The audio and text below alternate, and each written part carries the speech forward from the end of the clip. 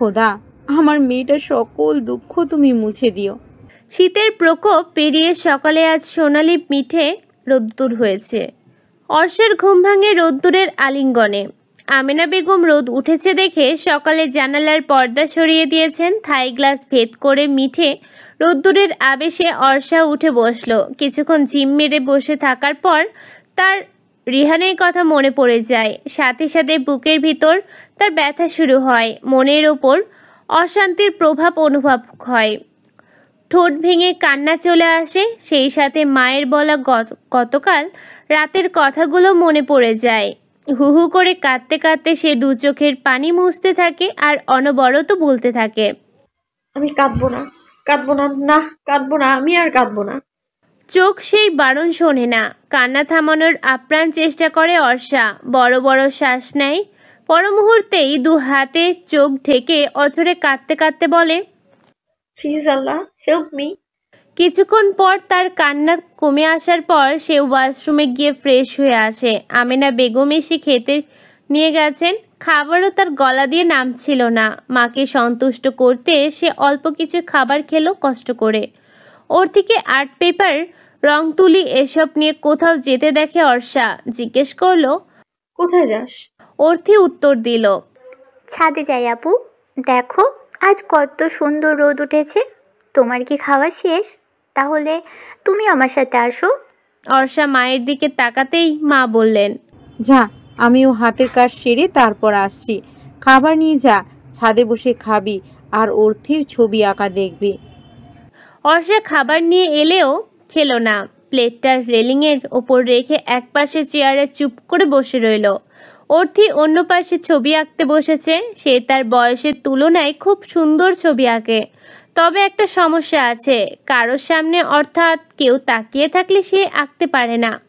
অদ্ভুত হলেও এটাই সত্যি।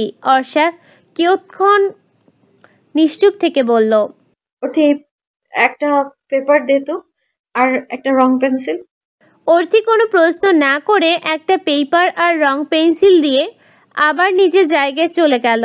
অর্ষা কিছুক্ষণ কাগজে আঁকিবুকি করলো।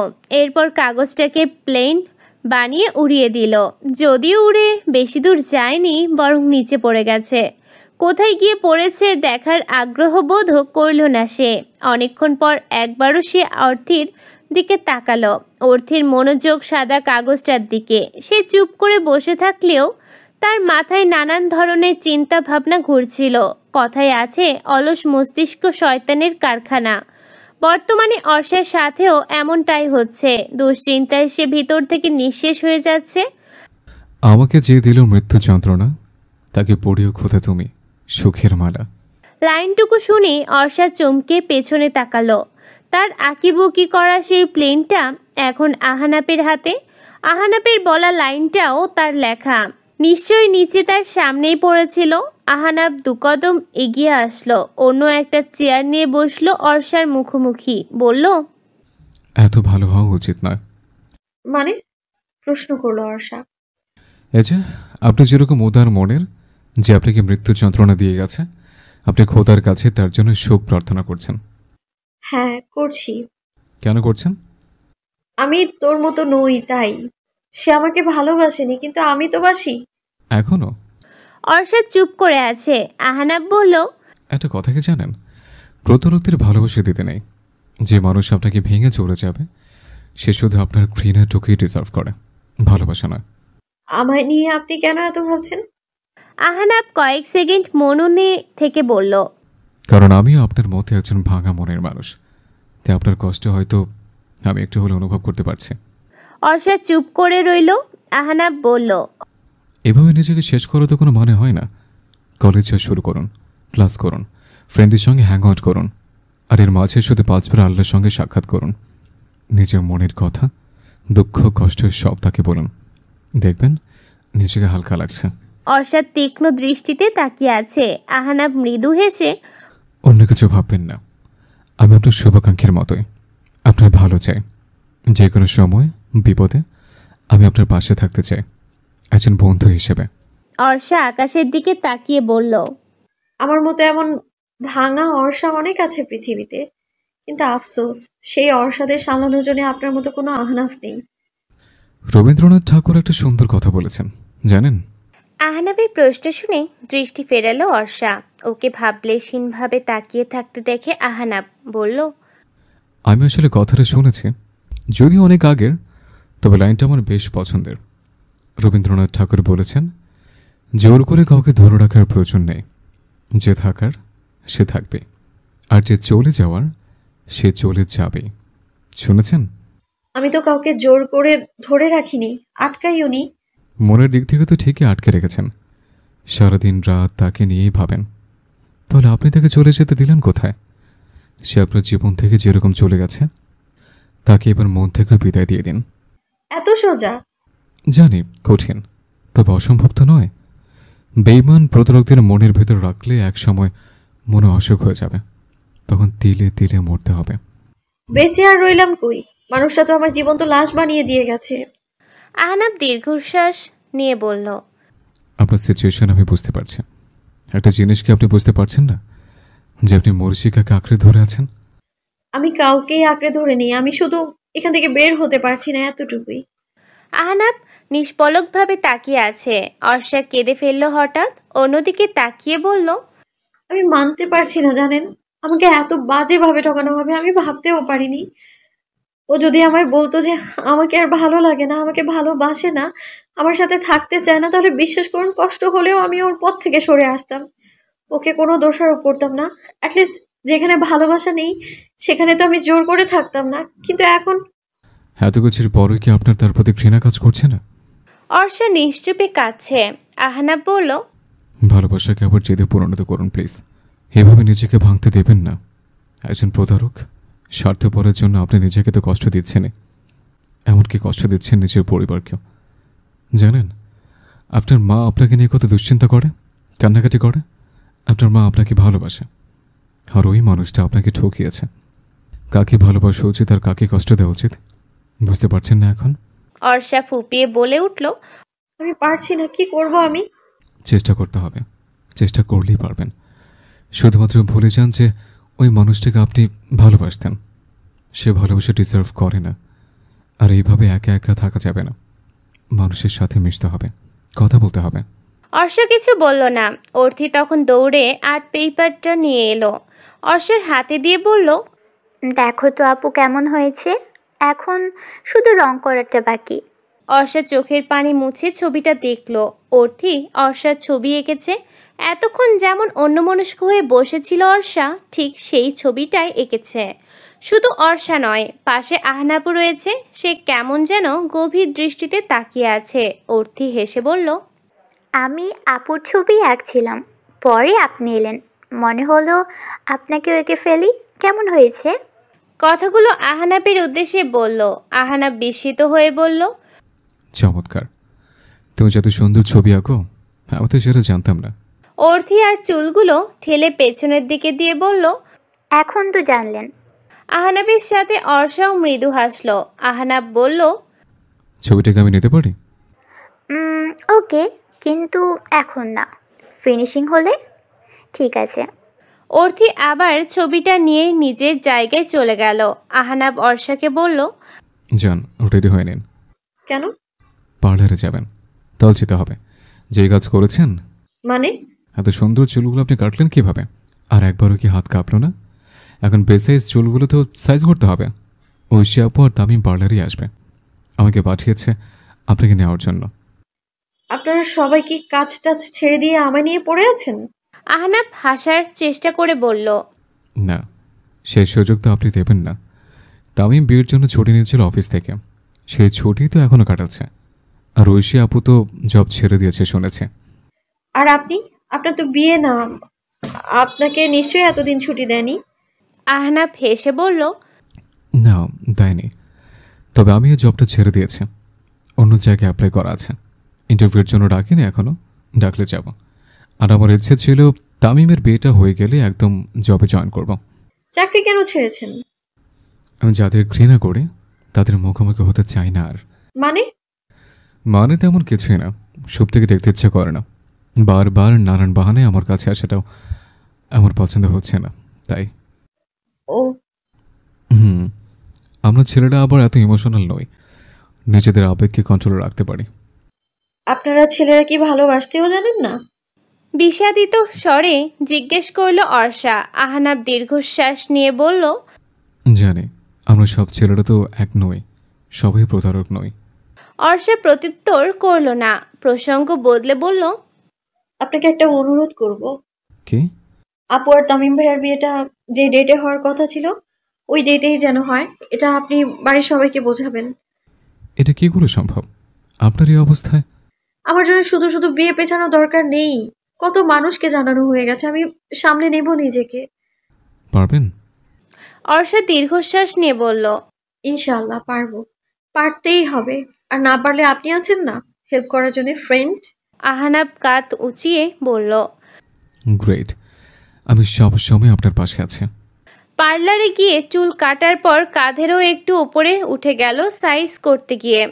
আয়নায় নিজেকে দেখে অর্ষার ভীষণ কান্না পেল। ঝোঁকের বশে কি করে ফেলেছে সে, তাও একটা প্রতারকের জন্য, নিজের চুলের জন্য, আর তার মায়াও হতে লাগলো।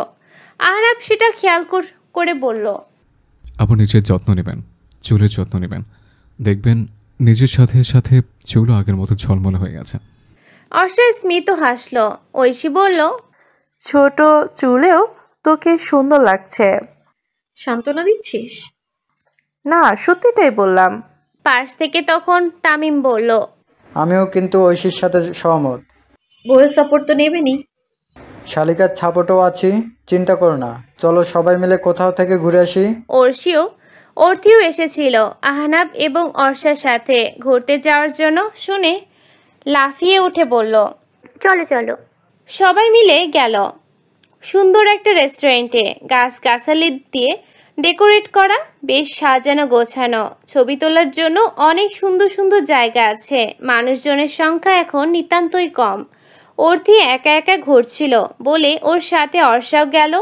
তামিম তখন আহনাবকে বলল, তুই বসে আছিস কেন?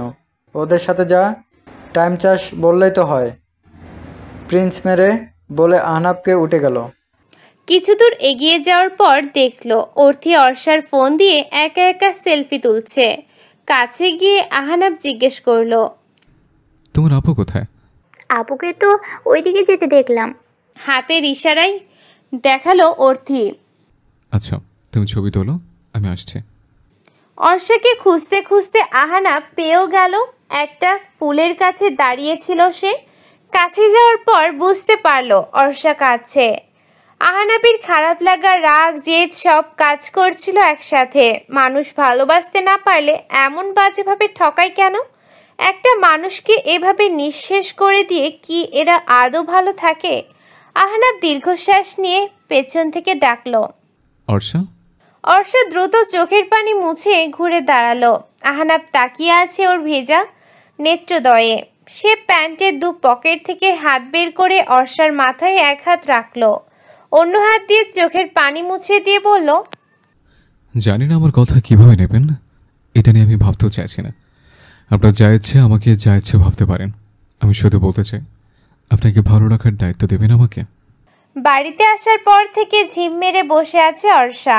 আহনাবের কথাটি মাথায় ঘুরছে। যদিও সে কোনো জবাব দেয়নি, জবাব নেও তার কাছে।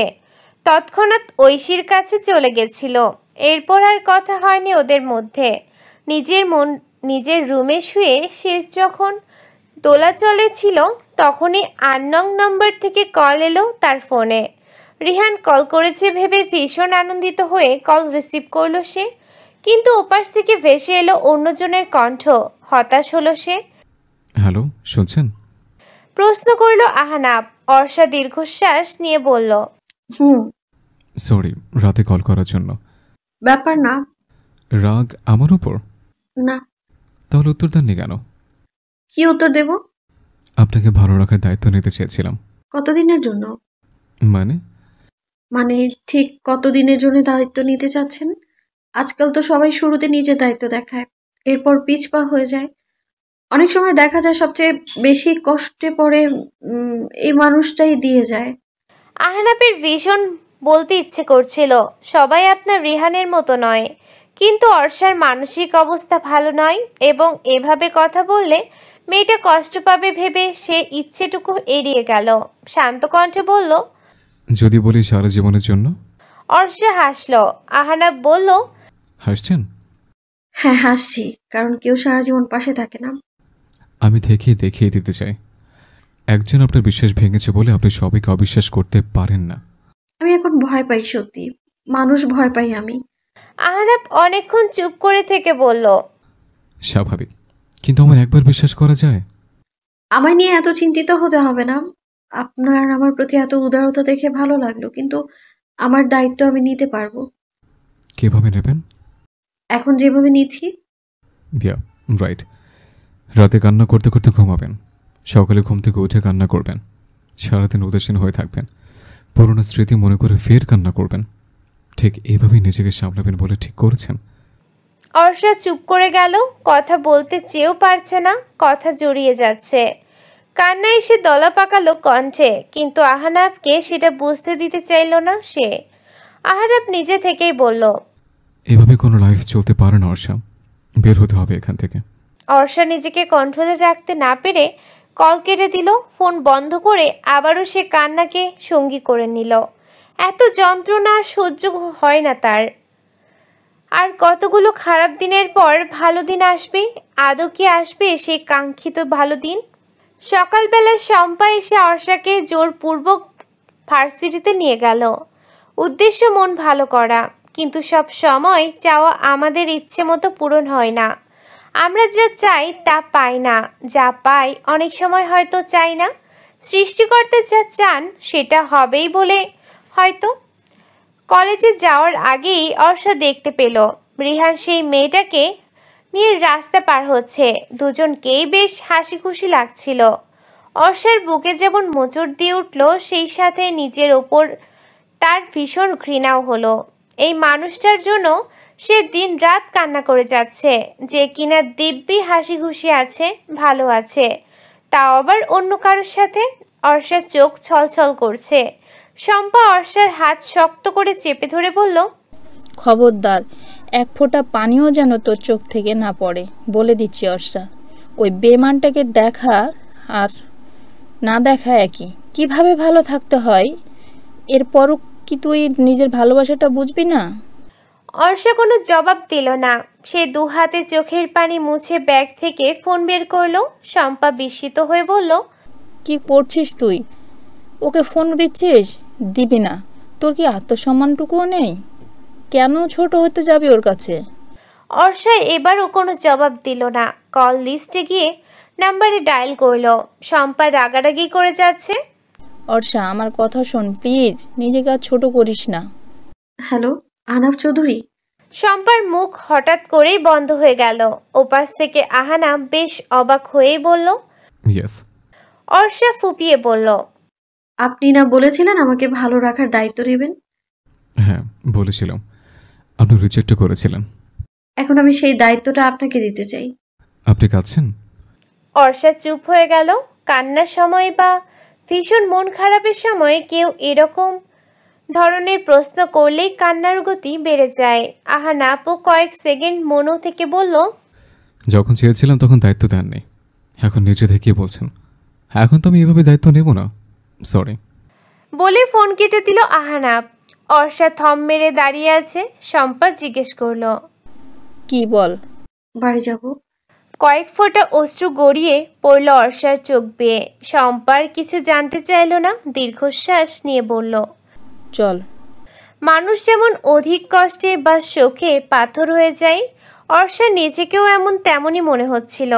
আহনাব তো নিজে থেকে এসেছিল, ভালো রাখার দায়িত্ব নেবে বলেছিল, আর এখন যখন অর্ষা সেই দায়িত্বটা নিতে চাইল, তখন মানুষটা এভাবে পিছু হেঁটে গেল।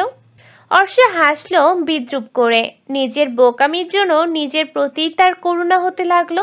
পুরো পথে সে শুধু শম্পাকে একটা কথাই বলল, কিছু মানুষ থাকে যাদের কপালে সুখ নেই, আমি হচ্ছে সেই মানুষ, জানিস। শম্পাও কিছু বলতে পারল না। কি বা বলবে সে? কেবল তার ভীষণ দুঃখ হতে লাগলো ভাঙা মেয়েটির জন্য। বাড়ির সামনে এসে দু হাতে চোখ মুছে নিল অর্ষা। নিজেকে স্বাভাবিক রাখার চেষ্টা করলো। শম্পাকে নিয়ে ভেতরে প্রবেশ করার পর আমিনা বেগম ব্যস্ত হয়ে বললেন, ফোন দিয়েছি, দেখিসনি? অর্ষা হাতের ফোনের দিকে তাকালো, সাইড বাটনে চাপ দিয়ে দেখলো ফোন সাইলেন্ট করা। আমিনা বেগম আর ওকে কিছু বলতে না দিয়ে ড্রয়িং রুমে নিয়ে গেলেন। সেখানে গিয়ে অর্ষা এবং শম্পা দুজনেই যার পরনায় অবাক হয়ে গেল। ড্রয়িং রুমে ভর্তি মানুষজন। তামিম, ঐশী, তামিমের মা ওসমান আলম, অর্থী, আহনাবের বাবা মা আহনাব এবং তাদের পাশে বসে আছে কাজী। অর্ষাকে দেখতে পেয়ে আহনাব বসা থেকে উঠে এলো। অর্ষার মুখোমুখি দাঁড়িয়ে বলল, হঠাৎ আপনার কি হয়েছে আমি জানি না, কেন আমাকে সে দায়িত্ব দিতে চেয়েছেন তাও জানি না, কিন্তু একবার যখন সে দায়িত্ব নিজে থেকে দিতে চেয়েছেন তখন সেটা সারা জীবনের জন্য দিতে হবে এবং পাকাপোক্তভাবেই দিতে হবে। এখন শুধু আপনাকে ভালো রাখার দায়িত্ব নয়, হাত ধরতে চাই চিরকালের জন্য, যাতে ছেড়ে যেতে না পারেন। এজন্য সেই ব্যবস্থা করে আপনাকে পেতে চাই। মিথ্যে বলবো না যে আমি আপনাকে ভালোবাসি। আপনাকে আমি এখন ভালোবাসি না, কিন্তু বিয়ে করে ভালোবাসতে চাই। Will you marry me Arsha? অর্ষার কয়েক সেকেন্ড লাগলো পুরো বিষয়টা বুঝতে। এরপর সে ঝাপসা দৃষ্টিতে সবার দিকে তাকালো। সবার মুখাবয়বেই বোঝা যাচ্ছে তাদের কারোর কোনো আপত্তি নেই, বরং সবার চোখে মুখে কেমন যেন একটা সুখের ছাপ। অর্ষা মায়ের দিকে তাকালো। তার মায়ের চোখেও পানি, কিন্তু ঠোঁটে হাসি। তিনি মাথা ঝাঁকিয়ে সায় দিলেন। শম্পাও খুশিতে পাশ থেকে বলল, বল। অর্ষা আর কিছু ভাবলো না, কেবল আহনাবের চোখের দিকে তাকিয়ে বলল, ইয়েস, আই উইল। আহনাব ব্রু কুচ্চন করে জিজ্ঞেস করলো, ভেবে উত্তর দিচ্ছেন তো? আমি কিন্তু এখন বেকার। পাশ থেকে তখন আহনাবের বাবা আতিক চৌধুরী বললেন, নাটক তো তুমি কম জানো না বাবা। তামিম যখন জিজ্ঞেস করলো, কেন আঙ্কেল, কি হয়েছে? কি হয়নি বলো? আমি আজ অফিসে যাইনি, ড্রয়িং রুমে নিউজ দেখছিলাম। আহফান পাশেই ছিল, হঠাৎ দেখি ওর ফোন বাজছে। ফোন নিয়ে রুমে চলে গেল। কয়েক মিনিট বাদেই হন্তদন্ত হয়ে রুম থেকে বেরিয়ে আমাকে আর তার আন্টিকে বলছে আমি বিয়ে করব। ওর কথার কি জবাব দেব আর ভেবেই কুল পাচ্ছিলাম না। ছেলের মাথা গেল নাকি কে জানে। পরে তোর আন্টি জিজ্ঞেস করলো কাকে বিয়ে করবে। আহনাফ কোনো উত্তরই দিল না, শুধু বলল গাড়িতে বলবো চলো। এরপর গাড়িতে উঠেই সব বলল, আর তোকে তো গাড়িতে কল করে বলল কাজী নিয়ে আসতে। উপস্থিতি সবাই হেসে ফেলল। তামিম হাসতে হাসতেই বলল, আমি তো বিশ্বাসই করতে পারছিলাম না আঙ্কেল। পরে ওর কণ্ঠ শুনে মনে হচ্ছিল যে আসলে হয়তো সিরিয়াস। পরে আমি মা আর কাজে নিয়ে বাসায় আসার পথে ঐশীকে কল করে সব বললাম। ঐশী আব্বা আম্মাকে বলেছে মনে হয়। এরপর তো আপনারাই এলেন। অর্ষা বিস্মিত হয়ে সব শুনছিল। কলেজ থেকে বাড়িতে আসার পথে জ্যামে পড়েছিল, কতক্ষণই বা ছিল জ্যাম। সব মিলিয়ে বাসায় আসতে ওর 30 থেকে 40 মিনিট লেগেছে। এর মাঝে আহনাব সব কিছু ম্যানেজ করে ফেলল, এমনকি হর্ষার বাবা মাকেও। আমাদের নাকানি চুবানি খাইয়ে এখন বেকারের নাটক করছো না? তোমার জন্য বাসার ভাত রান্না হলে ওর জন্য হবে। আহনাব হেসে ফেলল, বলল, তুমি বললে তো হবে না আব্বু, যে আমাকে বিয়ে করবে তার তো উত্তর দিতে হবে। অর্ষা তখনও ঘোরের মাঝে ছিল। তৎক্ষণাৎ জবাব দিতে না পারলেও পরক্ষণে বলল, আমার সমস্যা নেই। সবাই সমস্বরে বলে উঠল আলহামদুলিল্লাহ। এরপর একদম ঘরোয়া পরিবেশেই অর্ষার বিয়ে হয়ে গেল। অল্প সময়ের মধ্যে বিয়েটা হয়ে যাচ্ছে বলে শপিং করার সময় পায়নি আহনাব। তবে ওর এক পরিচিত বন্ধু আছে, ওকে কল করে বলে দিয়েছে ইমার্জেন্সি একটা বেনারসি শাড়ি কিনে যেন ওর পাঠানো ঠিকানাতে নিয়ে আসে। এত তাড়াহুড়োতে আহনাব ওর বাবা মাকে নিয়ে এসেছে যে আসার সময় গয়নাও আনতে পারেননি সাজেদা বেগম। এই নিয়ে কিছুক্ষণ তিনি আহনাবকে গালমন্দ করলেন। ওসমান আলম তখন বললেন, সমস্যা নেই বিয়াইন, বিয়ে তো এখন ঘরোয়াভাবে হচ্ছে, হোক। ঐশীর বিয়ের পর ওয়ার্ষার বিয়েটাও আমি ধুমধাম করেই দেব ইনশাল্লাহ। তখন আর কোনো কিছুরই কমতি থাকবে না আশা করছি। এরপর আর কারোর কোনো কিছুতে আপত্তি রইল না। দুই পরিবারের সম্মতিতেই আহনাব এবং অর্ষার বিয়ে হয়ে গেল। তামিম আড়ালে গিয়ে আহনাবকে জিজ্ঞেস করলো, বউ নিয়ে যাবি নাকি রেখে যাবি? রেখে যাওয়ার জন্য বিয়ে করেছে? হাত ধরেছে যখন, এখন এই মুহূর্ত থেকে ওর সব দায়িত্ব আমার। তামিম ঠোঁট উল্টে বলল, Bravo, I am impressed. Ahnab মৃদু হাসল। বিকালে অর্ষাকে নিয়ে আহনাব বাসায় ফিরল। বাড়িতে ফিরে সাজেদা বেগম অনেকগুলো গয়না বের করে অর্ষাকে দিয়ে বললেন, এগুলো সব তোমার, এখান থেকে যেটা তোমার ভালো লাগে পড়ো, আর বাকিগুলো তোমার কাছেই রেখে দাও। না না আন্টি, আমার এসব কিছুই লাগবে না। সাজেদা বেগম গা ঘেঁষে বসলেন অর্ষার সাথে, গালে হাত ছুঁয়ে চোখের পাশে তাকালেন। মুচকি হেসে বললেন, দাগ এখনও স্বল্প রয়ে গেছে দেখছি। ব্যাপার না, আমার ছেলে এই আঘাত ভালোবাসা দিয়ে শোধ করে দেবে, দেখো। শুধু ওর বিশ্বাসটা কখনো ভেঙো না, ওকে অল্প একটু ভালোবেসো, বিনিময়ে পুরো পৃথিবী ও তোমার পায়ের কাছে এনে দেবে। আমার ছেলে বলে যে সাফাই গাইছি এমনটা ভেবো না, একসাথে থাকতে থাকতে তুমি নিজেই সব বুঝতে পারবে। প্রথম দিন বলেছিলাম মন্দ ভাগ্য নিয়ে আর এসো না, আলহামদুলিল্লাহ এবার ভালো ভাগ্য নিয়ে এসেছো। স্বামী সংসার নিয়ে সুখী হও, দোয়া করি মা। অর্ষা কোনো প্রত্যুত্তর করতে পারল না, বিনিময়ে মৃদু হাসল শুধু। সাজেদা বেগম চলে যাওয়ার পর অর্ষা গয়নাগুলো বিছানার একপাশে রেখে দিল। বাড়ি থেকে আনা লাগেজ থেকে এক সেট 3 পিস নিয়ে ওয়াশরুমে চলে গেল কাপড় বদলাতে। বের হয়ে দেখলো আহনাব আলমারি থেকে কাপড় সরাচ্ছে। কি করছেন? জিজ্ঞেস করলো অর্ষা। আহনাব পাশ ফিরে তাকিয়ে বলল, ও ফ্রেশ হয়েছেন? মা খাবার নিয়ে অপেক্ষা করছে, আপনি গিয়ে খেয়ে আসুন। আপনি এই অসময়ে কাপড় গোছাচ্ছেন কেন? কাপড় গোছাচ্ছি না, সরাচ্ছি। কেন? আগে তো আমার সব কাপড় ছড়িয়ে ছিটিয়েছিল, মা এসে এসে গোছাতো। এখন তো আপনার কাপড়ও রাখা লাগবে। এক সাইডে সব আমার কাপড়, আর এখানে আপনার সব কাপড় রাখবেন। থাক, আমি রেখে দিচ্ছি। বলে লাকেজ থেকে কাপড় বের করতে গেল আহনাব। অর্ষা হাতের বেনারসিটা তড়িঘড়ি করে বিছানার ওপর রেখে আহনাবের হাত চেপে ধরল, বলল, না না, আমি পরে রেখে দেব। এভাবে উড়ে এলেন কেন? কোথায় উঠলাম? উড়েই তো এলেন। আমি তো আপনার কাপড় নিয়ে পালিয়ে যাব বলিনি, গুছিয়ে দেবো বলেছে। বললাম তো আমি পারবো। আমি রাখলে সমস্যা কোথায়? সমস্যা আছে, আপনি বুঝবেন না। মেয়েদের অনেক দরকারি জিনিস থাকে। আহনাব কিছুক্ষণ হতবিহ্বল হয়ে তাকিয়ে থেকে বলল, আচ্ছা, আপনি তাহলে খেয়ে আসুন। বলে সে বিছানায় গিয়ে শোয়ার জন্য বসলো। অর্ষা বলল, আপনি খাবেন না? না, আপনার বাসায় যা খাইয়েছে 2 দিন আরও না খেয়ে থাকতে পারবো। আপনি যান, বাসা তো ঠিক মতো খেলেনি না তখন। অর্ষা মাথা নাড়িয়ে চলে যাচ্ছিল। আহনাব বিছানার ওপর থেকে শাড়ি সরাতে গিয়ে বলল, এটাই কি সেই দরকারি জিনিস যেগুলো লাগেজে আছে বলে ধরতে দেননি? অর্ষা জিজ্ঞাসু দৃষ্টিতে পেছনে তাকাতেই দেখলো আহনাবের হাতে ব্লাউজ এবং ইনার, যেটা সে ব্লাউজের ভিতর পড়েছিল। লজ্জায় তার ইচ্ছে করছিল মাটিতে মিশে যেতে। তখন সে ধমক দিয়ে বলল, আশ্চর্য, রাখেন ওটা, রাখেন বলছি, যত সব। লজ্জা এড়াতে রাগ দেখিয়ে অর্ষা দ্রুত প্রস্থান করল। আহনাব ভ্রুকুচকে স্বগতোক্তি করে বলল, আমার কি দোষ? খাওয়া দাওয়া শেষ করে অর্ষা আর আহনাবের রুমে গেল না, সাজেদা বেগমের রুমে বসে শ্বশুর শাশুড়ির সাথে গল্প করছিল। আহনাবের বোন আশা বিয়েতে উপস্থিত থাকতে পারেনি তখন, তাই এখন ভিডিও কলে কথা বলল অর্ষা। বিকেল গড়িয়ে সন্ধ্যা হলে অর্ষা সাজেদা বেগমের সাথে রান্নাঘরে গেল সন্ধ্যার নাস্তা বানানোর জন্য। সাজেদা বেগম বললেন, তোমার এসব কিছুই করা লাগবে না মা, তুমি রুমে যাও, গিয়ে দেখো আহনাফ কি করে। এই সন্ধ্যায় ঘুমাচ্ছে কিনা কে জানে। সমস্যাটা কোথায়? নাস্তা বানিয়ে পরে রেখে দিচ্ছি। পাগলি মেয়ে, আমি পারবো তো। আমিও পারবো। সাজেদা বেগম না পেরে রাজি হলেন। দুজনে মিলে নাস্তা বানিয়ে নিল।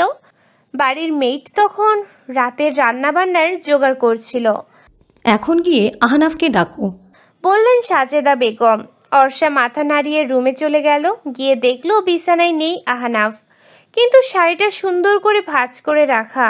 নিশ্চয়ই সে ভাঁজ করেছে। অর্ষা বারান্দায় গেল, একটা সুন্দর দোলনা আছে সেখানে। আহনাফ দোলনায় বসে দোল খাচ্ছিল আর আকাশের দিকে তাকিয়েছিল। অর্ষা মৃদুস্বরে বলল, নাস্তা করতে ডাকে আপনাকে। অর্ষা? আহনাফ এক হাত বাড়িয়ে দিল। অর্ষার অস্বস্তি হচ্ছিল ভীষণ। হাত বাড়াবে নাকি বাড়াবে না বুঝতে পারছিল না। অবশেষে সে হাত বাড়ালো। আহনাব ওর হাত ধরে নিজের পাশে বসালো। দোলনায় দোল দিতে দিতে জিজ্ঞেস করলো, আপনি খুশি তো? অর্ষাদ ছোট করে বলল, ছেড়ে যাবেন না তো আমায়? অর্ষা তাকালো আহনাবের মুখের দিকে। আহনাব তখনও অর্ষার হাত ধরেছিল। অর্ষা দীর্ঘশ্বাস নিয়ে বলল, না। একটা চুমু খাই? আহনাবের হঠাৎ এমন আবদারে আরো বেশি অস্বস্তি তাকে চেপে ধরেছিল। সে তো এখনো তার অতীতেই আটকে আছে। বের হতে না পারলে সে কিভাবে আহনাবের সাথে সহজ হবে? আবার আহনাবকে সে না বলবে কিভাবে? যে মানুষটা ওর এক কথাতেই দায়িত্ব নিয়েছে, বিয়ে করেছে, তাকে তো সে কষ্ট দিতে চায় না কোনোভাবেই, কিন্তু তার সময়ের প্রয়োজন আছে। আহনাব হেসে বলল, ভয় নেই, আকাঙ্ক্ষা কিংবা প্রণয়ের চুমু নয়, ভরসার চুমু দেব। তবে আপনি রাজি না হলে জোর করব না। অর্ষা ব্রু কুচকে বলল, ভরসার চুমু? কেন চেনেন না? বেশ, আমি চিনিয়ে দিচ্ছি। বলে অর্ষার দু গালে হাত রেখে কপালে আলতো করে চুমু খেলো আহনাব। অর্ষার কেন জানি না ভালো লাগায় চোখে পানি জড়ো হয়ে গেল। রাতে ঘুমাতে গিয়ে আরো বেশি অস্বস্তিতে পড়তে হলো অর্ষাকে। মন মস্তিষ্কে এখনো রেহান। সে তো ভাবেনি ভাগ্যের পরিবর্তন এমন নিদারুণভাবে ঘটবে। রিহানের বদলে অন্য কেউ স্বামী হবে, তার সাথে বেড শেয়ার করতে হবে। দৃশ্যগুলো পরিকল্পনা করতেই শরীরে কাঁটা দিয়ে উঠল অর্ষার। আহনাব শুয়ে শুয়ে ফোন চাপছিল। অর্ষাকে দাঁড়িয়ে থাকতে দেখে জিজ্ঞেস করলো, কি হয়েছে? অর্ষা গোপনে দীর্ঘশ্বাস নিয়ে বলল, কিছু না। আমি কি অন্য রুমে ঘুমাবো? কেন? আপনাকে দেখে মনে হচ্ছে আপনি এমনটাই চাচ্ছেন। অর্ষা কিছুক্ষণ চুপ করে থেকে বলল, আমি কিছুই চাই না। এরপর সে খাটে উঠে এক পাশ ফিরে শুয়ে পড়ল। আহনাব দোনমোনা করে উঠে লাইট অফ করে এসে নিজেও শুয়ে পড়ল। সকালে তার ঘুমও ভাঙল। যেই কাত হয়ে শুয়েছিল সেই কাত হয়েই পাশে ফিরে দেখল অর্ষা তখনও ঘুমাচ্ছে। ওর ছোট কাটা চুলগুলোতে প্রায় অর্ধেক মুখ ঢেকে গেছে। চুলের সাইজ এখন এমনই যে বেনি করারও উপায় নেই। ঝুটি করলেও ছোট চুল বিধায় বেরিয়ে যায়। আহনাব একটা দীর্ঘশ্বাস নিল। অর্ষার মুখের উপর থেকে চুল সরাতেই হু হু করে কেঁদে উঠল অর্ষা। আহনাব হকচকিয়ে উঠে বসলো। নিজেকে ধাতস্থ করে বুঝতে পারল অর্ষা বোধহয় আরো অনেকক্ষণ ধরে কাঁদছে। কি হয়েছে জানতে চাইল আহনাব। অর্ষার চোখ বন্ধ, কিন্তু পানি অবিরতভাবে পড়ছে। আহনাব সংশয় জিজ্ঞেস করলো, আমি কি ঘুমের মধ্যে কিছু করেছে? অর্ষার কোনো জবাব এলো না। আহনাব ওকে উঠিয়ে বসালো, চোখের পানি মুছে দিয়ে বলল, আমাকে কিছু না বললে আমি কিভাবে বুঝবো? আমাকে বলুন। অর্ষা ফুপিয়ে ফুপিয়ে বলল, আমার ওর কথা মনে পড়ছে। আহনাব কিছুক্ষণ বুঝতে পারল না যে কি করবে বা কি বলবে। বইয়ের চোখে প্রাক্তনের জন্য পানি নিশ্চয়ই সহ্য করার মতো নয়, কিন্তু সে তো অর্ষার অবস্থান সম্পর্কেও অবগত। কতটা ভেঙে গেছে এই মেয়ে, এটা তার চেয়ে বেশি ভালো আর কে বুঝতে পেরেছে। রাগ কিংবা অভিমানের বদলে অর্ষার জন্য আহনাবের ভীষণ মায়া হলো। এতটা ভালোবাসার পরও ঠকে গেল মেয়েটা। আর আফসোস হতে লাগলো তার রিহানের জন্য। এমন ভালোবাসা কেউ পায়ে ঠেলে দেয়? আহনাব কোনো কিছু বলল না। আলগোসে অর্ষার মাথাটি তার বুকে রাখলো, এক হাতে জড়িয়ে ধরে অন্য হাতে অর্ষার চুলে বিলি কেটে দিতে লাগলো। আশকারা পেয়ে অর্ষার কান্নার গতি বাড়ে। তার এখন আহনাফকে খড়কুটোর ন্যায় মনে হচ্ছিল। মানুষ যখন সর্বহারা হয়ে যায়, কোথাও আর কোনো পথ থাকে না, বেঁচে থাকার কোনো অবলম্বন থাকে না, তখন মানুষ এক মুঠো খড়কুটো পেলেও সেটা আঁকড়ে ধরে বাঁচতে চায়, যেমনটা এখন অর্ষা চাইছে। সে আহনাবকে জড়িয়ে ধরে হাউমাউ করে কাঁদতে কাঁদতে বলল, আমি খুব বাজে, খুব খারাপ। আমার মতো অলুক্ষে খারাপ মেয়েকে আপনি কেন বিয়ে করতে গেলেন? আপনার উচিত হয়নি আমার মতো মেয়েকে বিয়ে করা। আমি ভালোবাসার মতো মেয়ে না। আমি কারো ভালোবাসা পাওয়ার যোগ্য নই। আপনি অনেক বেটার পেতেন আমার থেকে। কেন আপনার জীবনটা নষ্ট করতে গেলেন? বোকা মেয়ে, সরি, বোকা বউ। কে বলেছে তুমি ভালোবাসার মতো মেয়ে নাও? তুমি জানো তুমি কতটা মিষ্টি, মায়াবী? তুমি অলক্ষণে নাও, তুমি ভাগ্যবতী, তুমি হিরে। তোমাকে যারা চিনতে পারেনি ওটা তাদের ব্যর্থতা। তোমাকে বিয়ে করে জীবন নষ্ট করিনি। তুমিও ভাঙা মনের, আমিও তাই। আমি জানি একজন ভাঙা মনের মানুষ অন্য একটা ভাঙা মনের মানুষের কষ্ট বোঝে, তাই তুমি আমাকে ছেড়ে যেতে পারবে না আমি জানি। আর আমার তো বেটার দরকার নেই, আমার দ্য বেস্ট তুমি আছোই, আমার বেস্ট বউ, আমার বেস্ট অর্ষা। এরপর সে অর্ষার মাথা বুক থেকে সরিয়ে 2 হাতের আঁচলাই নিল, চোখের দিকে তাকিয়ে বলল, আর শোনো, আমি তোমাকে ভালোবাসতে শুরু করেছি। বিনিময়ে এখন ভালোবাসা না দাও, একটু প্রশ্রয় না হয় দিও। বলেই সে অর্ষার ঠোঁটে গাঢ় চুমু এঁকে দিল। অর্ষা কোনো প্রতিবাদ করল না, ঠিক ছাইও দিল না, তবে চুপ করে রইল সে। সকালে নাস্তা করে আহনাব রেডি হচ্ছিল। অর্ষার রুমে এসে জিজ্ঞেস করলো, কোথাও যাচ্ছেন? কোথায়? এসে বলবো। ও, কিছু বলবে? অর্ষা দুদিকে মাথা নাড়িয়ে রুমে চলে গেছিল। গতকাল রাতের চুমুটা স্বাভাবিকভাবে নিতে পারলেও সকালের চুমু এতটা স্বাভাবিকভাবে নিতে পারেনি অর্ষা। লজ্জা এরপর থেকে সে আহনাবের দিকে তাকাতেই পারছিল না, আবার সে চেষ্টাও করছে নিজেকে স্বাভাবিক দেখানোর। কিন্তু আহনাব যখন আবার তুমি বলে সম্বোধন করে তখন লজ্জাটা যেন আরও দ্বিগুণ হয়ে যায়। আহনাব চলে যাওয়ার পর অর্ষা শম্পাকে কল দিল। আহনাব মায়ের থেকে দোয়া নিয়ে বের হয়েছে ইন্টারভিউ দেওয়ার জন্য। গতকাল রাতেই তার কল এসেছে, কিন্তু এই ব্যাপারে কাউকেই সে কিছু বলেনি। জবটা হয়ে গেলে বাড়ি এসে একেবারে সারপ্রাইজ দেবে সবাইকে, বিশেষ করে অর্ষাকে সে বলবে। তুমি মোটে অলক্ষণে নাও, তুমি তো আমার লক্ষ্মী। আনমনে হাসল সে। হঠাৎ তার নিজেকে ভীষণ সুখী মানুষ মনে হচ্ছে। বাড়িতে ফেরার একটা তাড়া অনুভব করছে, বাড়িতে একটা নতুন মানুষ আছে, এটা ভাবলেই তার আনন্দ উপচে পড়ে। সেই মানুষটা আবার তারই বিশেষ কেউ। আহনাবের নিজের প্রতি কনফিডেন্স আছে, তার মন বলছে চাকরিটা হয়ে যাবে, এখন বাকিটা আল্লাহ ভরসা। অফিসে গিয়ে দেখলো তার মতো আরও অনেকেই ইন্টারভিউ দিতে এসেছে। তার সিরিয়াল নং 19। এই ইন্টারভিউ কখন শেষ হবে কে জানে। সে একপাশে চুপচাপ বসে রইল। বাকিরা আলাপ আলোচনা করেছে, পরিচিত হচ্ছে, কিন্তু আহনাফের মাঝে এসব নিয়ে কোনো হেলদোল নেই। সে ভাবছে অর্ষার কথা, কবে সে মেয়েটাকে সুখী করতে পারবে, কবে অর্ষাকে মন থেকে হাসতে দেখবে, সেই দিনটার অপেক্ষা করছে সে।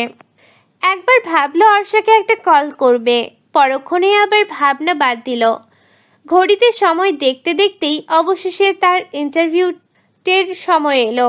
ইন্টারভিউ সে কনফিডেন্সের সাথে দিয়েছে, রেজাল্ট তারা আগামীকাল কল করে জানাবে।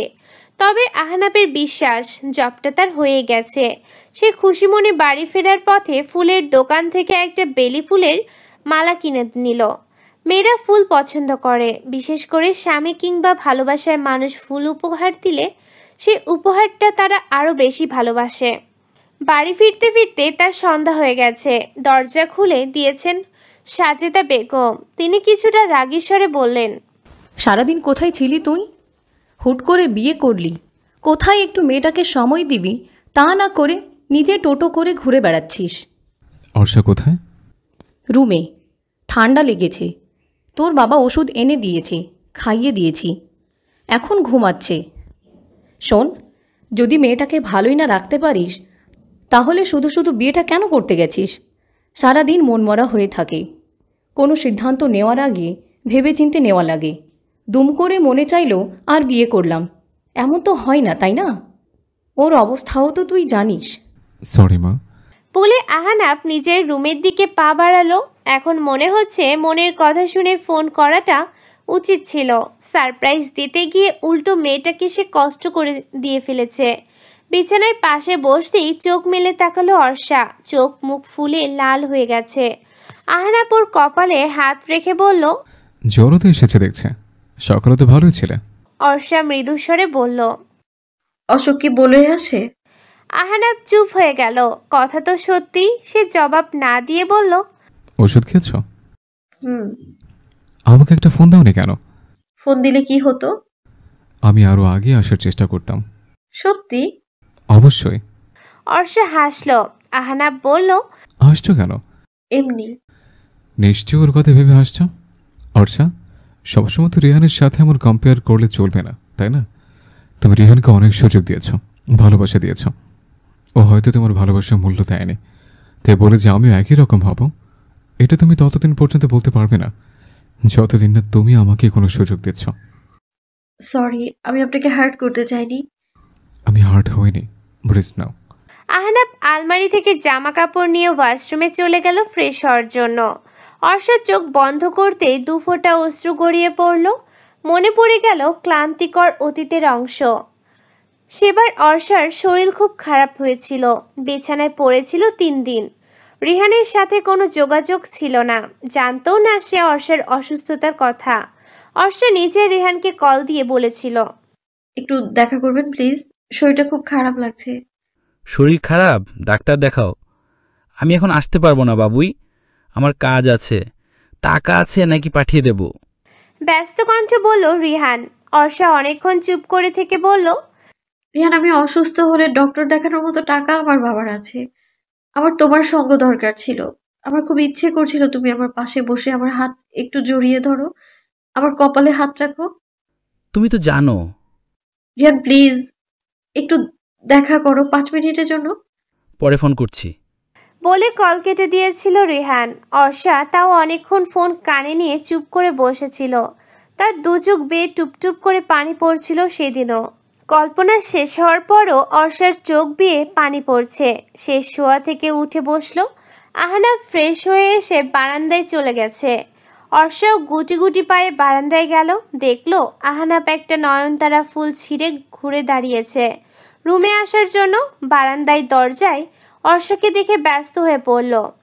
একে তুমি অসুস্থ স্মরণে উঠে এসছো কেন? আমি তো যাচ্ছিলাম। অর্ষা চুপচাপ ক্লান্ত চোখে তাকিয়ে আছে। আহনাব হেসে নয়নতারা ফুলটা অর্ষার কানের পিঠে গুজে দিয়ে বলল, তোমার জন্যই নিলাম, সুন্দর লাগছে।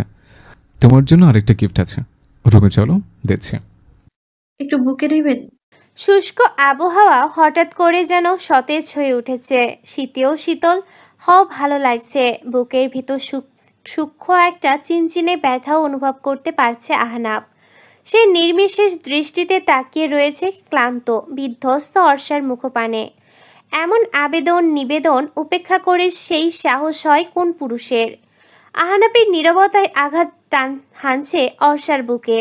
সে মলিন দৃষ্টিতে তাকিয়ে নিচু স্বরে শুধালো, নেবেন না? আহনাব জবাব দেওয়ার প্রয়োজন মনে পড়ল না। দুহাত প্রসারিত করে মুচকি হেসে কাছে রাখলো। অর্ষার শুষ্ক মলিন ওষ্ঠেও ফুটে উঠল তখন এক চিলতে হাসি। এগিয়ে এসে ঠাঁই নিল আহনাপের বুকে। কান্নায় ভিজিয়ে দিতে লাগলো আহনাপের টি শার্ট। মেয়েটা এত কাঁদে। আহনাপও জড়িয়ে ধরে ওর মাথায় হাত বুলিয়ে বলল, তোমায় কবে হাসতে দেখবো বলো তো? অর্ষা জবাব দিল না। তার কোনো কথা বলতে ইচ্ছে করছে না এখন। শরীর ক্লান্ত লাগছে। কখন যে শরীরের ভার ছেড়ে দিবে কে জানে। জড়িয়ে ধরার বাঁধনও আলগা হচ্ছিল। আহনাব সেটা বুঝতে পেরে অর্ষাকে কোলে নিয়ে দোলনায় বসলো। অজানা এক প্রশান্তিতে চোখ বুজে এলো অর্ষার। আহনাবের শার্ট আঁকড়ে ধরে সে খুব স্বল্প সময়ের মাঝে আহনাবের বুকে ঘুমিয়ে পড়ল। তামিম ও ঐশীর বিয়ের ডেট কাছাকাছি চলে এসেছে। তাই বিয়ের 1 সপ্তাহ আগেই অর্ষা বাবার বাড়ি চলে যায়। তবে গিয়েও তার স্বস্তি ছিল না। উঠতে বসতে আহনাব ফোন দিয়ে খবর নিচ্ছিল। এক পর্যায়ে তো অর্থি ঘর ভর্তি মানুষের সামনে বলেই ফেলল, আপু, ভাইয়া তোমাকে এত ফোন করে কেন? আমরা কি তোমাকে বিক্রি করে দিয়েছি? বাড়ির মানুষ বিষয়টা কিভাবে নিয়েছে অর্ষার জানা নেই। তবে সে ভীষণ অস্বস্তিতে পড়ে যায়। আমিনা বেগম বিষয়টা বুঝতে পেরে চোখ রাঙালেন ছোট মেয়ের ওপর। ভয়ে তখন চুপসে গেলেও অর্থি দমে যাওয়ার পাত্রী নয়। সে তককে তককে আছে যে আহনাব আবার কখন ফোন করবে। এবার ফোন করলেই সে রিসিভ করবে বলে ভেবে রেখেছে। জেনেই ছাড়বে সে। এতবার ফোন দিয়ে কি জানতে চায় ভাইয়া? বিয়ের দিন বরযাত্রী নিয়ে তামিম আসার পর অর্ষার বান্ধবী কাজিন সবাই মিলে গেট ধরে চাঁদা আদায় করার জন্য।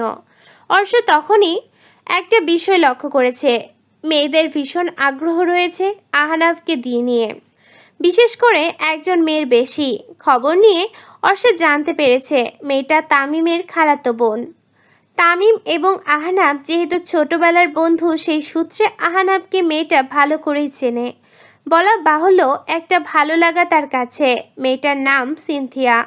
দেখতে আহামরি নয়, তবে আল্লাহর সব সৃষ্টি তো সুন্দর। সেই সুন্দরকে তখনই অসহ্য লাগে যখন সে খুব প্রিয় কারোর নিকট আসার চেষ্টা করে। এই যেমন সিনথিয়াকে এখন অর্ষা একদমই সহ্য করতে পারছে না। দুজনের বিয়েটা ঘরোয়াভাবে হওয়াতে বাইরের কেউ জানে না আহনাব কিংবা অর্ষা বিবাহিত। এই জন্যই বোধ হয় সিনথিয়া এমন করছে। আর কেউ না জানুক, অর্ষা তো সব জানে, আহনাবও জানে। আর সব জেনে অর্ষা এসব সহ্য করতে পারছে না আর নিজেকে ভীষণ হিংসুটে মনে হচ্ছে। কিন্তু কেন? তবে কি সে আহনাবকে ভালোবাসতে শুরু করেছে? বোনের বিয়েতে অর্ষার আনন্দ করা হলো না। সিনথিয়ার জন্য তার আনন্দ মাটি হয়ে গেছে। সবার সামনে নিজেকে স্বাভাবিক রাখার চেষ্টা করলেও ভেতরটা অস্বস্তিতে ভরেছিল। তার বারবার মনে হচ্ছিল আহনাবকে বিয়ে করাটা একদম ঠিক হয়নি। রিহানের পাশে অন্য মেয়েকে দেখার যেই ভীতি অর্ষার মাঝে প্রবেশ করেছে, সেই ভীতির জের ধরেই আহনাবকে বিয়ে করাটা তার ভুল সিদ্ধান্ত মনে হচ্ছে। কারণটাও পরিচিত। সে আহনাবের পাশে সিনথিয়াকে সহ্য করতে পারছে না, আর না পেরেছিল মানতে আহনাবের প্রশ্রয় দেয়াকে। রাতে ঐশীকে বিদায় দিয়ে অর্ষা নিজের রুমে চলে আসে। তার ভীষণ কান্না পাচ্ছে। বোনের বিয়ে হওয়ায় নাকি আহনাবের জন্য বুঝতে পারছে না, আর না রিহানের কথা মনে পড়ছে, তাও সে বুঝতে পারছে না। কিন্তু তার ভীষণ কষ্ট হচ্ছিল, নিজেকে একটা আগাছা পরগাছা মনে হচ্ছিল। রুমের দরজায় নক করার শব্দ পেয়ে চোখের পানি মুছে অর্ষা বলল। দরজা ঠেলে ভিতরে ঢুকে অর্থে বলল, দরজা খোলাই আছে। আপু, আফান ভাইয়া এসেছে, আমি যাই। আহনাবকে রুমে রেখে অর্থি আবার দরজা চাপিয়ে চলে গেল। আহনাবের নাম শুনে ঘুরে বসলো অর্ষা। আহনাব হতবিহ্বল হয়ে শুধালো, তুমি কাঁদছো? অর্ষা জবাব দিল না। বিয়ে বাড়িতে কাছে না আসতে পারলেও আহনাব বেশ ভালো করেই বুঝতে পেরেছে যে অর্ষার মন মেজাজ কোনো কারণে ভালো নেই। তাই সে তামিমের বাড়ি থেকে আবার ব্যাক করেছে অর্ষার বাসায়। এর মাঝে বেশ কয়েকবার সে অর্ষাকেও কল করেছিল, মেসেজও করেছিল, কিন্তু অর্ষা কোনো রেসপন্স করেনি। এখনো অর্ষাকে নিশ্চুপ থাকতে দেখে আহনাব শুধালো, বলো কি হয়েছে? অর্ষা ফোপানো স্বরে বলল, কিছু না। তাহলে কাঁদছো কেন? আপুর জন্য। মিথ্যা বলছো কেন? আপুর আগে তোমার বিয়ে হয়েছে, তুমি আগে শ্বশুরবাড়ি গেছো, বিয়ের আয়োজন শেষ হলে আবার চলে যাবে। এমন না যে তুমি এখানেই থাকবে। তাহলে আপুর জন্য কাঁদবে কেন? এত কৈফিয়ত আমি দিতে পারবো না। বাই এনি চান্স তুমি কি আমার উপর রেগে আছো? আপনার উপর কেন রাগ করতে যাব?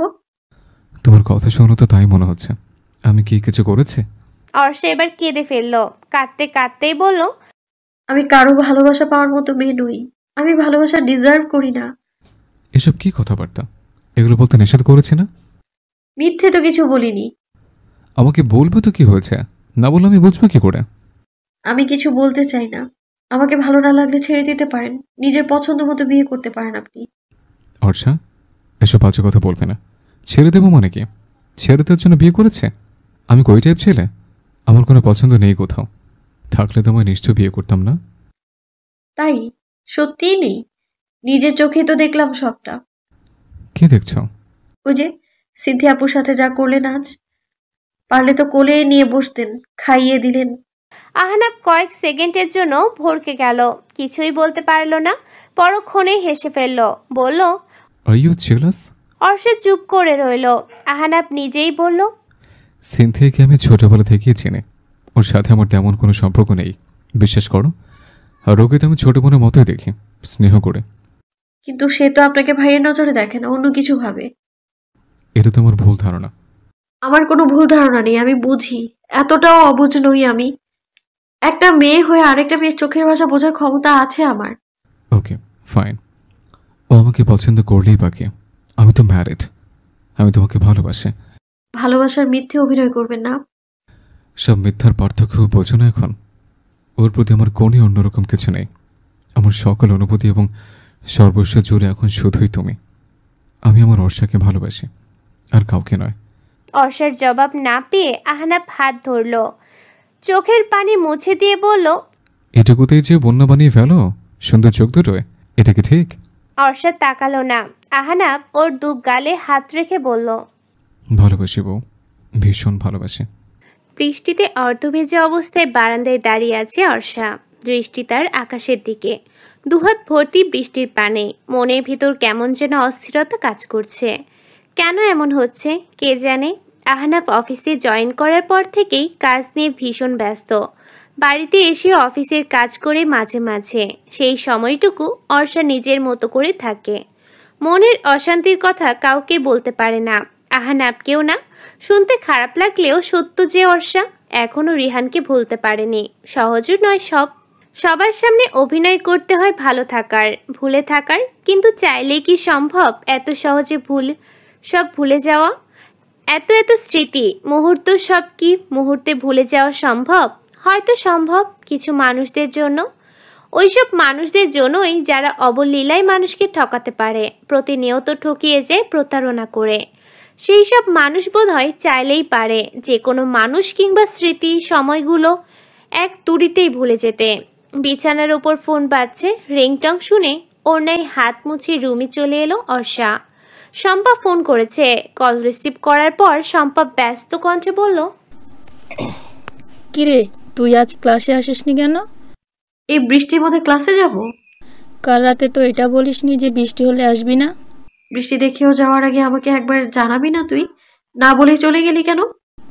ওরে আমার প্রিন্সেস রে, সব কিছু তোমায় বলে করতে হবে। শোন, 20 মিনিট সময় দিলাম, জলদি রেডি হয়ে ক্যাম্পাসে আসবি। কোনো এক্সকিউজ আমি শুনবো না, রাখছি। বলেই কল কেটে দিল শম্পা। অর্ষা দোনামোনায় পড়ে গেছে যে কি করবে। পরবর্তীতে সে মনকে মানালো যে সে যাবে। এভাবে ঘরে বসে বোরিং হওয়ার চেয়ে ক্লাস করলে, শম্পার সাথে সময় কাটালে হয়তো ভালো লাগবে। সে রেডি হয়ে ক্লাসে যাওয়ার পূর্বে শাশুড়িকে বলার সাথে সাথে আহনাফকেও একটা টেক্সট করে জানিয়ে দিল। কোথাও গেলে সে সব সময় আহনাফকে আপডেট দিয়ে রাখে, এতে মানুষটা নিশ্চিন্ত থাকে। বৃষ্টি তেমন না থাকলেও সাজেদা বেগম জোর করেই অর্ষার হাতে ছাতা গুজে দিলেন। বাড়ির সামনে থেকে অর্ষা রিক্সা নিয়েছে। বাস স্টপেজে গিয়ে সে বাসের জন্য অপেক্ষা করতে লাগলো। বৃষ্টির দিনেও যে বাসে এত ভিড় থাকতে পারে ধারণা ছিল না অর্ষার।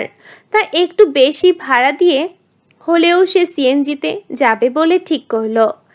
হাত বাড়িয়ে বেশ কয়েকটা সিএনজি থামিয়েও দামে মেলেনি বলে সেগুলো ছেড়ে দিতে হয়েছে।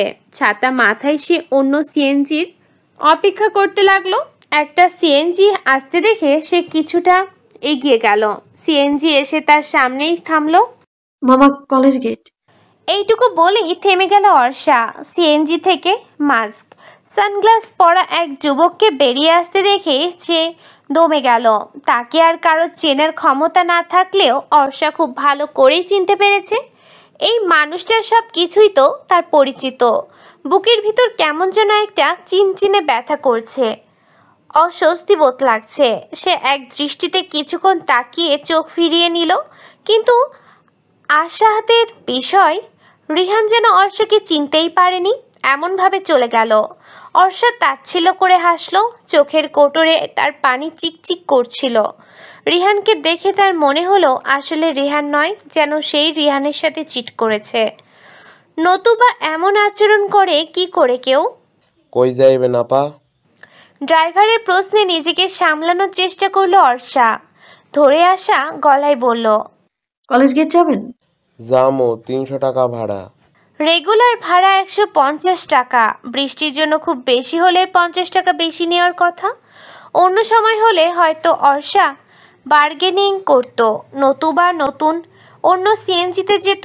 কিন্তু এই মুহূর্তে তার দাঁড়িয়ে থাকার শক্তি নেই, বার্গেনিং করার মতো কোনো মানসিকতা নেই। সে 300 টাকাতেই যেতে রাজি হয়ে গেল। সিএনজিতে উঠে কোনোভাবেই সে নিজের কান্না আটকে রাখতে পারল না। মানুষ এতটা নিষ্ঠুর কি করে হতে পারে? এই মানুষটার সাথে সে কতটা পথ একসাথে হেঁটেছে, হাতে হাত রেখেছে, আর আজ সেই মানুষটাই এমন একটা ভান ধরলো যেন সে অর্ষাকে চেনেই না। আজ সম্পূর্ণ অপরিচিত একটা মেয়ে অর্ষা। কি বলবে জলদি বলো। আহনাফের ব্যস্ততা দেখে অগ্নিদগ্ধ দৃষ্টিতে তাকালো সুপ্তি। অনেক অনুময় বিনয় করে আহনাফকে দেখা করার জন্য রাজি করিয়েছে সে। রেস্টুরেন্টে আসতে না আসতেই চলে যাওয়ার জন্য উতলা হয়ে পড়েছে আহনাব। সুপ্তি ব্যঙ্গ করে বলল, এত অস্থির হয়ে আছো কেন যাওয়ার জন্য? বউকে খুব মিস করছো? বউকে মিস করার কি আছে? বউকে আমার থেকে দূরে থাকে নাকি? ও আমার সাথেই থাকে, বউকে থাকে। খুব ভালোবাসা দেখছি ওর জন্য। বোকার মতো কথা বলছো কেন? বউকে ভালোবাসবো না তো কি পরনারীকে ভালোবাসবো? তোমার সাথে দেখা করতে আসারও তো আমার ঠিক হয়নি। আমি বড় আগে অর্ষে জানতে পারলে কষ্ট পাবে। দেখা করতে এসেছি সবকিছু একেবারে মিটমাট করার জন্য। আগে তুমি বলো যে তুমি কি চাও, তোমার সমস্যাটা কি? সুপ্তি মনুতা কাটিয়ে বলল, আমার কোনো সমস্যা নেই, আমি তোমাকে চাই। আহনাব ধমক দিয়ে বলল, এক থাপ্পড়ে সব দাঁত ফেলে দেব। দেখা করতে এসছি বলে কি ভেবেছ আমি সম্পর্ক ঠিক করতে এসছি? লিসেন সুপ্তি, একটা কথা মাথায় ক্লিয়ার করে ঢুকিয়ে নাও যে আমি এখন ম্যারিড। যখন আনম্যারিড ছিলাম তখনই তো আমি তোমাকে গ্রহণ করিনি। তাহলে এখন তুমি কিভাবে ভাবো যে আমি তোমায় গ্রহণ করব? আমার বউ রেখে তোমার মতো একটা প্রতারককে আমি গ্রহণ করব? এটা ভাবো কি করে? সুপ্তি চুপ করে আছে। আহনাব বলল, তুমি যা করেছ এর কোনো ক্ষমা হয় না, তবু আমি তোমাকে ক্ষমা করে দেব। কিন্তু আমার জীবনে আসার দ্বিতীয় কোনো সুযোগ কখনোই দেব না। আমি অর্ষাকে ভালোবাসি। দয়া করে তোমার অশুভ ছায়া আমাদের বিবাহিত জীবনে ফেলো না। তুমি তোমার মতো করে থাকো। তুমি আমাকে রেখে যে ছেলের সাথে হ্যাপি ছিলে ওই ছেলের সাথেই থাকো। দোয়া রইল তোমার জন্য। নিজের কথাগুলো শেষ করে আহনাব রেস্টুরেন্ট থেকে বেরিয়ে এলো। পকেট থেকে ফোন বের করে দেখে অর্ষার টেক্সট। সে সময় দেখলো এতক্ষণে বোধহয় অর্ষার ক্লাসও শেষ। না হলেও সমস্যা নেই, একদিন না হয় কম ক্লাস করবে। সে অর্ষার নাম্বারে কল করলো, কিন্তু রিসিভ করলো না অর্ষা। তাই নিজেই সোজা সে কলেজের সামনে চলে এলো। শম্পার সাথে ক্লাসে বসে থাকলেও কথা হয়েছে ওদের আউট টপিক নিয়ে। আজকের ঘটনা অর্ষা শম্পাকে সব বলেছে। সব শুনে বরাবরের মতোই যারপনায় বিরক্ত হয়েছে শম্পা। সেই সাথে রিহানের ওপর সে বেশ রাগান্বিত। দুজনে একসাথে ক্লাস থেকে বের হওয়ার সময় শম্পা বলল, ভাই তুই ওই লোকের কথা মাথা থেকে একদম ঝেড়ে ফেলে দে তো। ভুলে যা যে রেহান নামে তোর জীবনে কখনো কেউ ছিল। ধরে নিয়ে এটা একটা অ্যাক্সিডেন্ট ছিল তোর জীবনে। চাইলে কি সব ভুলে যাওয়া যায়? অ্যাক্সিডেন্ট হলেও কিন্তু ক্ষত ঠিক রয়ে যায়। সেই ক্ষত বয়ে বেড়ানো তো আমাদের কাম্য নয়। হ্যাঁ, সময় লাগে, কিন্তু কি অদ্ভুত দেখ, এতদিনের পরিচিত একটা মানুষ এক মুহূর্তে কেমন অপরিচিত হয়ে গেল। অদ্ভুত না বল? আমি জানি সহ্য হচ্ছে না আর। শোন অর্ষা, তুই যাই বলিস না কেন সে কখনোই তোকে ভালোবাসেনি। যদি ভালোবাসতো তাহলে এভাবে ছেড়ে যেতে পারতো না, ঠকাতে পারতো না। এতদিন পর দেখা হওয়ার পরেও অচেনার মতো আচরণ করতো না। সত্যিই ভালোবাসেনি? একদিনের জন্যও নয়, সবটাই অভিনয় ছিল। শম্পা চুপ করে রইল, বড় শ্বাস নিয়ে বলল, ধরে নে তাই। তবুও তুই এই পিছুটান থেকে বেরিয়ে আয়। আহনাব ভাইয়াকে নিয়ে ভাব। এবার দুজনের সুন্দর ভবিষ্যৎ নিয়ে চিন্তা কর। আর ভাবনা, আমি তাকে বুঝিই না। বোঝার চেষ্টা করছিস নাকি রেহান ভাইয়ার জন্য সবার প্রতি থেকেই বিশ্বাস হারিয়ে ফেলেছিস? এমনটা যদি হয়ও সেটা কি খুব বেশি অস্বাভাবিক হবে শম্পা? না, হবে না। কিন্তু তোকেও একটা কথা মাথায় রাখতে হবে যে আহনাব ভাইয়া কিন্তু তোর প্রেমিক নয়, স্বামী। কি সুন্দর পবিত্র একটা বন্ধন। তুই তাকে সময় দে, এই সম্পর্কটাকে সময় দে, কাছে আসার সুযোগ দে। দূরত্ব কি করে গুরুত্ব বুঝবে বল? তাকে বুঝতে হলেও কাছে আসতে হবে, সময়ও সুযোগ দিতে হবে। তোর কি মনে হয় সে ভালোবাসে আমায়? শম্পা হাঁটতে হাঁটতে থেমে গেল, মুচকি হেসে বলল, ভালোবাসে, আর হয়তো খুব বেশি। অর্ষা হঠাৎ করে শম্পার হাসির কারণ বুঝতে পারল না। সে ওর দৃষ্টি অনুসরণ করে সামনে তাকিয়ে দেখল আহনাব গেটের বাইরে দাঁড়িয়ে আছে। বলাই বাহুল্য যে ভীষণ অবাক হয়েছে সে। শম্পা হেসে বলল, এরপরও বলবি ভালোবাসে না? অর্ষা কিছু বলল না। আহনাব ওদের দেখেই দূর থেকে হাত নাড়ল। শম্পা অর্ষার হাত ধরে আহনাবের কাছে নিয়ে গেল, পিঞ্চ মেরে বলল, কি ব্যাপার ভাইয়া, বইয়ের কথা কি খুব বেশি মনে পড়ছে? আহনাব কিছুটা লজ্জা পেয়ে গেল, প্রসঙ্গ এড়িয়ে বলল, কেমন আছেন আপনি? আলহামদুলিল্লাহ ভাইয়া, আপনি কেমন আছেন? আলহামদুলিল্লাহ ভালো। শুধু নিজে ভালো থাকলেই হবে? আমার বান্ধবীকে ভালো রাখতে হবে তো, অনেক বেশি ভালোবাসতে হবে, যত্ন করতে হবে। আহনাব মুখে কিছু বলল না, মৃদু হেসে অর্ষার দিকে তাকালো একবার। শম্পা বলল, ঠিক আছে ভাইয়া, আমি তাহলে এখন আসি। আচ্ছা আপু, সাবধানে যাবেন, সময় করে আসবেন একদিন আমাদের বাসায়। ইনশাল্লাহ ভাইয়া, আসবো। গেলাম দোস্ত। অর্ষা মৃদু হেসে বলল, সাবধানে যাবি, আল্লাহ হাফেজ। শম্পা বিদায় নিয়ে চলে যাওয়ার পর আহনাব একটা সিএনজি নিল। সিএনজিতে উঠে অর্ষা জিজ্ঞেস করলো, এত তাড়াতাড়ি অফিস ছুটি হলো আজ? আহনাব অর্ষার এক হাত চেপে ধরে বলল, সরি। অর্ষা ব্রু কুচকে বলল, মানে সরি কেন? তোমাকে না জানিয়ে সত্যির সাথে আজ দেখা করেছে। দেখা করতাম না, ওর কারণ আমি বিরক্ত হয়ে আছি। বিয়ের খবর জানার পর থেকে বিরক্ত করছে, তাই আজ সব মিটমাট করলাম। তো এখানে সরি বলার কি আছে?